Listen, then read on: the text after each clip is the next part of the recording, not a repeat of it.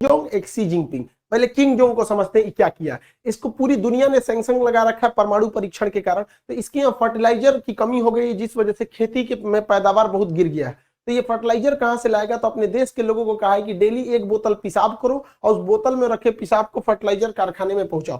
क्योंकि आपको पता है कि हमारे शरीर में जो यूरिन निकलता है शरीर से, उसमें 2% के पास उसमें यूरिया होता है। तो वो उस यूरिया से ये फर्टिलाइजर का निर्माण करेंगे। अब इनका स्थिति बहुत खराब हो गया है, इनके पास फूड क्राइसिस भी आने वाला है। खाद्यान्नों की बहुत बड़ी कमी होने वाली है उत्तरी कोरिया में 2025 तक। आने वाले 3 सालों में यहाँ पे बहुत बड़ी भुखमरी देखने को मिलेगी। एक्चुअली हुआ क्या कि जैसे कोरोना आया, इसने क्या किया, दुनिया में बॉर्डर लॉक करने के बजाय इसने खुद का ही बॉर्डर लॉक कर दिया दूसरे को। क्योंकि इसके पास पता है कि हेल्थ सिस्टम है नहीं, दुनिया से व्यापार रहेगा तो वैसे भी इसको व्यापार करता कौन है, चाइना रूस से जो कुछ आता था, इसने ब्लॉक कर दिया अपने बॉर्डर को। जिस वजह से इसके यहाँ पैदावार पूरी तरह से गिर गया, विदेश से अनाज नहीं आ पाया, फर्टिलाइजर नहीं आ पाया। अब इस समय बाढ़ और वर्षा भी इसके यहाँ बहुत भयानक हो गया, जिस वजह से पूरी फसल बर्बाद हो गई। अब यहाँ इतना बड़ा फूड क्राइसिस देखने को आ रहा है, जिस वजह से इसमें हजारों लोगों की मौत होगी। लेकिन ये परमाणु परीक्षण करते रहेगा और अमेरिका और यूरोपीय देश इस पर बैन लगाते रहेंगे और यहाँ लोग मरेंगे क्राइसिस से, फूड क्राइसिस से। लेकिन इसको अपने यहाँ के लोगों की जान से ज्यादा परमाणु परीक्षण की जल्दी लगी हुई है। 1990 के दशक में 60,000 के आसपास लोग उत्तरी कोरिया में मारे गए थे। अब इसने कहा है कि 2025 तक पे हम अपने देश की जनता से कहा है कि आप तैयार रहिएगा, हो सकता है कि 1990 से भी बुरा दिन देखने को मिलेगा उत्तरी कोरिया का। अब चाइना का समझते हैं दूसरा का पगला का, इसको होड़ लगा है कि दुनिया के जितने देश है उसको कब्जा लो। चाइना और रूस, एक अभी के वक्त में रूस चाइना की ओर ज्यादा झुका हुआ महसूस कर रहा है, क्योंकि इंडिया जो है अमेरिका को प्रीफर कर रहा है, रूस को अपनी अर्थव्यवस्था बचाने के लिए चाइना के सिवा दूसरा कोई ऑप्शन नहीं दिख रहा है। तो ये लोग एक एक्सरसाइज कर रहे थे नौसेना का। अब यहाँ पर है जापान, तो जापान में एक जलसंधि है, सुगारू जलसंधि, ये है जापान यहाँ पर। तो जापान का विवाद चाइना से भी है, जापान का विवाद रूस से भी है, जापान का साउथ कोरिया से भी है। तो ये एटलीस्ट इतना तो समझ में, जापान और उत्तरी कोरिया वाला भी है दूसरा। तो जापान का यहाँ किसी से नहीं जमता है।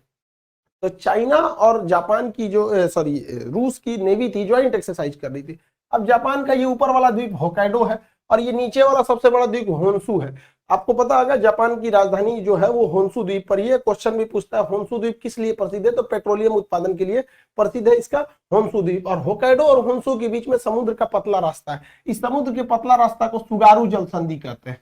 सुगारू जलसंधि, समुद्र के पतले रास्ता को जलसंधि कहते हैं, चौड़े रास्ता को चैनल कहते हैं। जैसे भारत में देखे होंगे 10 degree channel, 8 degree channel, 9 degree channel, English channel, Mozambique channel, ये सब चीज। तो ये चैनल नहीं है, जलसंधि है।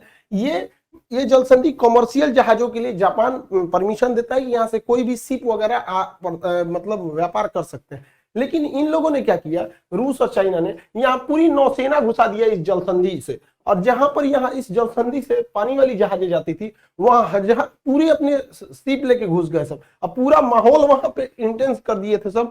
पूरी समुद्र को ये लोग उधर पूरा मार्च आउट किया लोग 2 घंटे तक, जापान को डराने के लिए कि देखो कुछ नहीं कर सकता। हालांकि जापान को कुछ होगा नहीं, क्योंकि इसकी सेफ्टी की टोटल जिम्मेदारी जो रहती है वो अमेरिका पे रहती है। लेकिन चाइना जो है वो ताइवान को कह रहा है you must have to emerge, उन्हें मिलना ही पड़ेगा चाइना को, मतलब ताइवान को इसमें। अब ताइवान में क्या करते हैं ये लोग, आए दिन अपना एयरफोर्स लेके घुस जाते हैं 2-3 जहाजों को। लेकिन इस बार इन्होंने क्या किया, 52 जहाज को लेके घुस गए। वहां देश में अफरा तफरी हो गया, इन लोगों को अंतरराष्ट्रीय मदद मांगनी पड़ी, लेकिन कोई दुनिया इसकी सुनता नहीं है। लेकिन फिर भी ताइवान के लिए लोग आगे आ जाते हैं। रीजन क्या है कि ताइवान का मतलब सिलिकॉन शील्ड, पूरी दुनिया में जितने भी इलेक्ट्रॉनिक्स आइटम बनते हैं, चाहे वो कैमरा है, टीवी है, मोबाइल है, कंप्यूटर, लैपटॉप, जहां भी बैटरी से चलती है जो भी मतलब ये इलेक्ट्रॉनिक डिवाइस है, उसमें जो सिलिकॉन लगते हैं ये येलो कलर को, उन सारे सिलिकॉन का 70% अकेले इसका मार्केट जो है वो ताइवान देखता है। दुनिया में जितने कंप्यूटर है उसमें जितना सिलिकॉन देखेंगे, सब 90% चांस है कि सिलिकॉन वो ताइवान ही उसको देखता है। इसलिए पूरी दुनिया ताइवान के लिए आके खड़ी हो जाती है, क्योंकि उनको पता है कि अगर ताइवान पर कब्जा हो गया चाइना का, तो इस पूरी सिलिकॉन का जो इकोसिस्टम है उस पर चाइना का कब्जा हो जाएगा। इसके अलावा भी ताइवान को अमेरिका ने बहुत सारे मिलिट्री इक्विपमेंट दिए हैं, जिसमें सबसे प्रमुख है F-16 जहाज। दुनिया के सबसे ज्यादा युद्धों में इसी ने लड़ाई लड़ा। हालांकि अमेरिका का सबसे विश्वसनीय जहाज है F-16 और F-22 यहाँ पर, और चिनूक हेलीकॉप्टर।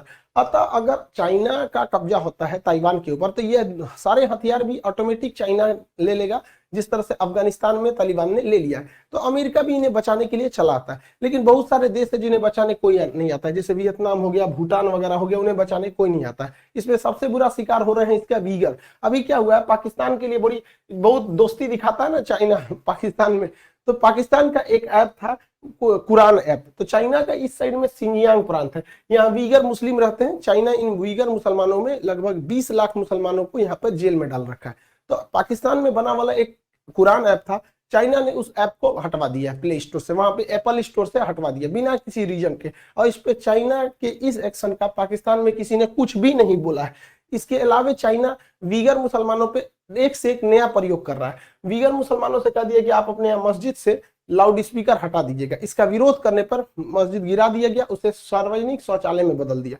हद तो तब हो गया जब चाइना इन वीगर मुसलमानों की किडनी, लंग्स, फेफड़ा निकाल के करोड़ों का व्यापार करने लगा वहां पर। अब इसकी पूरी दुनिया में आलोचना हो रही है, लेकिन अभी ये खबर शायद पाकिस्तान में नहीं गई, और गई भी तो किसी को हिम्मत थोड़ी कि अपने बाप के खिलाफ कुछ बोल सकते हैं। यहाँ पर एक से एक काम कर देते हैं। अभी वीगर ये जो राज्य है ये है सिंजियांग, यहाँ पर वीगर मुस्लिम है।